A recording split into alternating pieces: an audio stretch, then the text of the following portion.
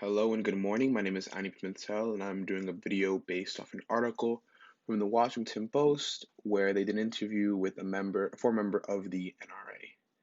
And so, in this short article, he essentially talks about the issues that he has with the NRA as an interest group and lobbying group for the Second Amendment and gun owners. Essentially, there are 100 million gun owners in the United States, only 5 million members of the NRA. And the NRA, instead of coming to be a leader in the discussion when it comes to issues of gun violence in this country, as he breaks down gun violence into three issues of mass shootings, inner city shootings, and then suicide by firearm, instead of the NRA using its wide variety of resources to lead the discussion intelligently about gun violence in America, they have flat out said no to any form of law or bills to compromise or change the way that guns are moved from retailers to gun owners versus and licensing and all of the inner workings of owning a gun in the United States. And essentially, the NRA has instead used its abilities to fearmonger the American people and gun owners in general. And almost at every election, it's this sort of big rally of they're going to try to take your guns away, send us money. And then with that money, the NRA will support candidates, but not really go in and take charge over the issue of gun violence in America, just saying flat out no to any form of compromise or bill legislation that's trying to be passed by Congress. And I think that's really important. I was talking about interest groups in Congress and their effects, and kind of seeing how in the web text and some of the videos we saw, they were lobbying groups that worked to help the people to get an item passed or get an item to be covered by some sort of a governmental program, while the NRA plays on the other side where it's not really a business, it's supposed to represent, the gun owners in the United States, but instead it really plays on its own goals, and its own goal really is to make money and continue to lobby Congress. And instead of working to lead Congress when it comes to making gun laws, they would just rather flat out deny any sort of change. And as we are now moving into, the past few years, we've had increased numbers of mass shootings in schools, in clubs, at concerts, where we have the issue not too long ago where a young man shot at protesters with a gun he obtained illegally after crossing state lines. And it comes to the issue more or less of what are we doing exactly as Americans about gun violence, and seeing how different interest groups affect different issues, and how the NRA, while it could very easily be a group to protect Americans and inform Congress, instead of instead works more as a blanket protection for the Second Amendment. While there really isn't any attack direct at the Second Amendment, there are no groups in power that want to effectively ban all firearms or collect all firearms. And yet the NRA is able to profit and make money off of this boogeyman that they've created in order to stoke fear in their supporters.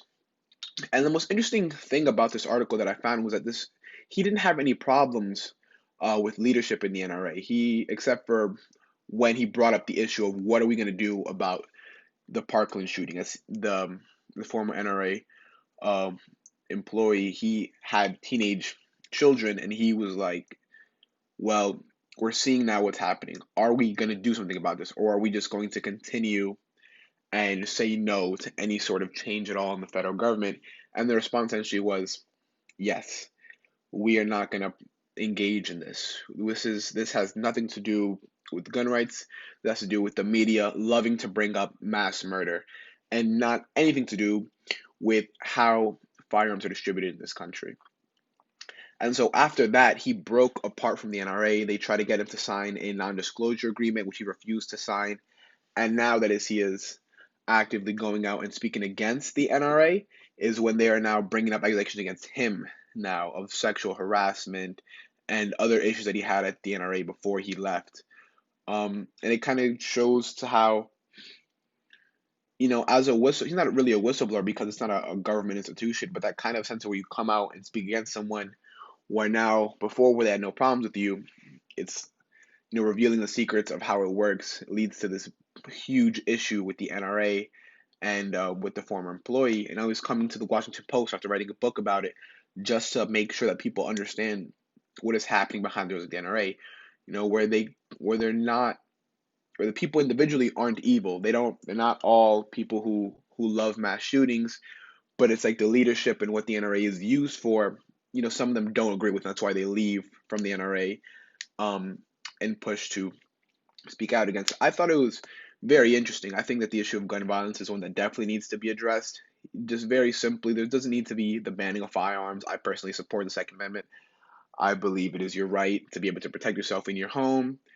However, there are just some things, some common sense gun laws where people who have, histories of violent crime should not be able to own a firearm, where people who have certain mental disorders should not be able to own a firearm. People who are already at stake of hurting themselves or others, or have already shown themselves to hurt themselves or others, just should not be given the opportunity to hurt someone with something as powerful as a firearm, which, from the handgun to the largest rifle you've seen is very destructive, can very easily maim and kill a lot of people, and even themselves when it comes to suicide by firearm. They do not need to be in the hands of everyone.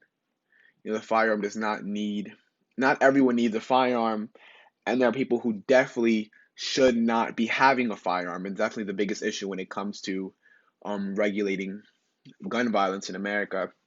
So I just want to ask you guys, personally, do you believe there needs to be stricter gun laws in the United States? And where do you think that conversation should be had? Does it need to be had at like lower levels, state and local, or maybe even at the federal level? There's some discussion about gun violence, or is it important for the NRA to move out of the issue of gun violence, for this to be done strictly through the federal government and the people, or the government and the people, and interest groups will stay completely out of this issue? Thank you.